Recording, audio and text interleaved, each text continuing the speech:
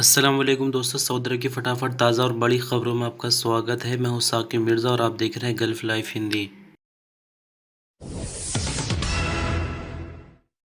Saudi ministry of interior के सूत्रों से पता चला है कि मिनिस्ट्री ऑफ इंटीरियर की तरफ से 29 रमज़ान को जो नए नियम जारी किए गए थे, खासकर शॉपिंग मॉल वगैरह के लिए, जिनमें हो ये रहा था कि जिस बंदे ने वैक्सीन नहीं लगवाई है उनको एंट्री की इजाज़त बिल्कुल नहीं मिलेगी। खासकर शादी हॉल के लिए, यानी जो शादी वगैरह की पार्टी होती है उनके लिए भी यही नियम था।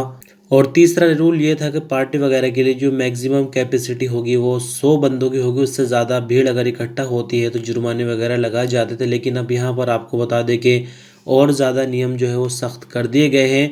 अब अगर ऐसा पाया जाता है, यानी किसी शॉपिंग मॉल या फिर कमर्शियल कॉम्प्लेक्स में कोई बिना वैक्सीन वाला बंदा एंटर होता है, उसके बाद अगर पार्टी वाली जगह पर 100 से ज़्यादा भीड़ इकट्ठा होती है या फिर किसी मॉल वगैरह में जो तादाद फिक्स की गई है उसकी जगह के हिसाब से उससे ज़्यादा भीड़ इकट्ठा होती है, तो वैसे में जुर्माना तो लगाया ही जाएगा। लेकिन इसे और ज़्यादा कठोर बनाते हुए अब ये नया नियम लगाया गया है कि 6 महीने तक उस मॉल को बंद कर दिया जाएगा अगर इस तरह का वायलेशन कहीं पाया जाता है। और अगर किसी बैंक्वेट हॉल में, शादी वगैरह में इस तरह से वायलेशन होता हुआ देखा जाएगा तो उसको भी 6 महीने के लिए सील किया जाएगा। यानी जाहिर सी बात है कि एक तरफ अगर हालात सही हो रहे हैं सऊदी अरब में तो सख्ती भी बढ़ा जा रही है, क्योंकि डर ये है कि दोबारा से कोरोना फिर से फैलना शुरू ना हो जाए, इसलिए एहतियात करना ज़्यादा ज़रूरी है।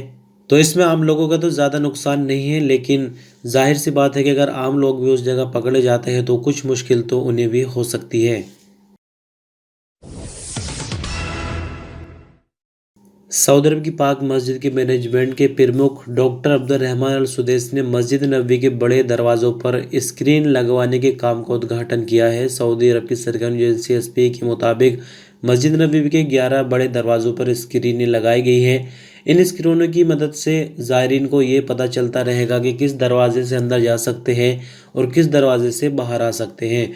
मस्जिद नबी में भीड़ पर कंट्रोल करने के लिए भी ये स्क्रीनें मददगार साबित होंगी। इनके जरिए ये रिपोर्ट मिलती रहेगी कि अंदर किस हद तक भीड़ है और कितनी गुंजाइश बची हुई है। डॉक्टर अल सुदैस ने बताया कि बड़े दरवाजों पर स्क्रीनों के लगाने का मकसद भीड़ को कंट्रोल करना है। डिप्टी मैनेजमेंट सेक्रेटरी इंजीनियर साद अल अहमदी का कहना है कि पहले चरण में मस्जिद नबी के 11 बड़े दरवाजों पर स्क्रीन लगाई गई हैं। दूसरे चरण में 12 स्क्रीनें लगाई जाएंगी और सेंट्रल कंट्रोल रूम से उन्हें लिंक कर दिया जाएगा।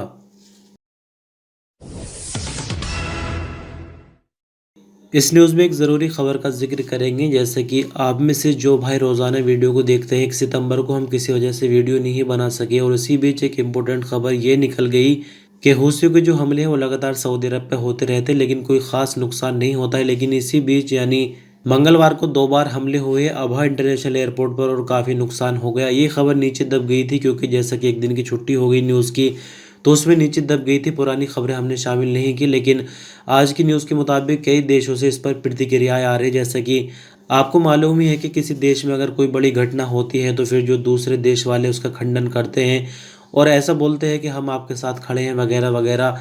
तो इसी तरह से कुछ न्यूज़ आज आई है जिसके बाद हमें ये जानकारी आज ही न्यूज़ बनाते टाइम पता चली। तो थोड़ा सा आपको बता दें कि बात मंगलवार की है। सुबह के वक्त अबहा इंटरनेशनल एयरपोर्ट पर बारूद से भरे हुए 2 ड्रोन भेजे गए, लेकिन हमले की कोशिश तो नाकाम बनाई गई। लेकिन मलबा एयरपोर्ट पर गिरने से एक कंपनी के 8 वर्कर्स जख्मी हो गए थे। जख्मियों में एक बांग्लादेशी है जिसकी हालत अभी भी नाजुक बताई जा रही है, जबकि दूसरे 3 जिनमें 2 का संबंध इंडिया से है और एक का संबंध बांग्लादेश से है, उनकी हालत खतरे से बाहर है।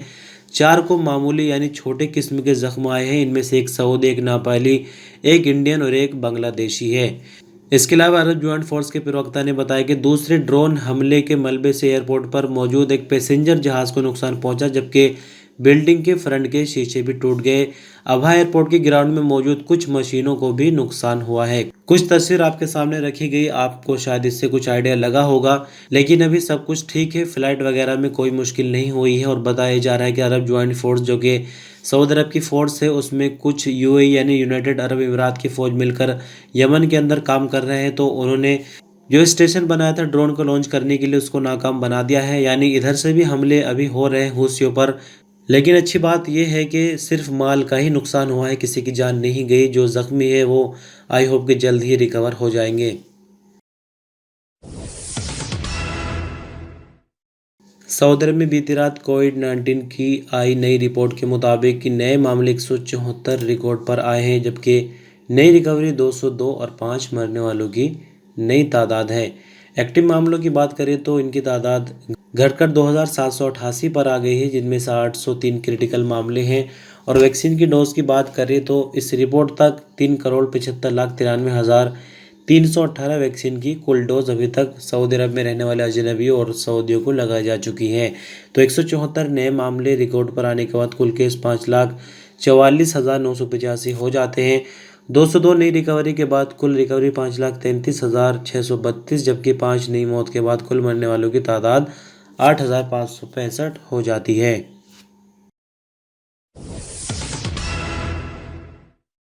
सऊदी अरब के एजुकेशन मिनिस्टर डॉक्टर हमद आल शेख ने कहा कि सऊदी अरब की 15 यूनिवर्सिटीज़ दुनिया की बेहतरीन यूनिवर्सिटियों में शामिल हो गई। सऊदी प्रेस एजेंसी के मुताबिक एजुकेशन मिनिस्टर ने इस हवाले से सऊदी अरब की लीडरशिप को मुबारकबाद दी है।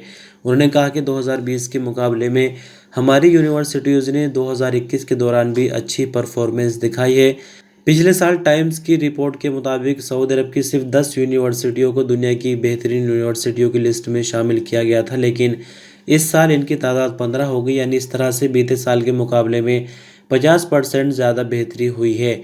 सऊदी अरब की जो 15 यूनिवर्सिटीज़ दुनिया की बेहतरीन यूनिवर्सिटियों में शामिल की गई है वो King Abdul Aziz University, King Faisal University, King Saud University, King Fahd University, Hail University, Tabuk University, Amir Sattam bin Abdul Aziz university, उम्मुल Qura University, Imam Abdul Rahman King Saud for health and science, King Faisal, Jeddah, Qassim और Taif universities शामिल है।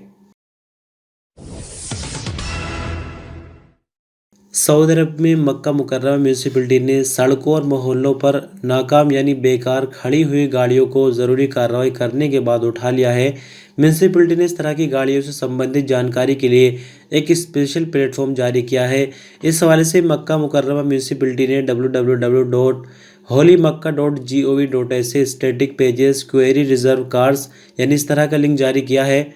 मक्का मुकर्रमा municipality का कहना है कि शहर भर में बेकार खड़ी गाड़ियों पर स्टिकर लगाए गए थे और 7 दिनों का टाइम दिया गया था, जिस पर यह लिखा गया था कि 7 दिनों के अंदर जो गाड़ी के मालिक है वो गाड़ी को उठा ले, वरना तो फिर गाड़ी को जब्त कर लिया जाएगा।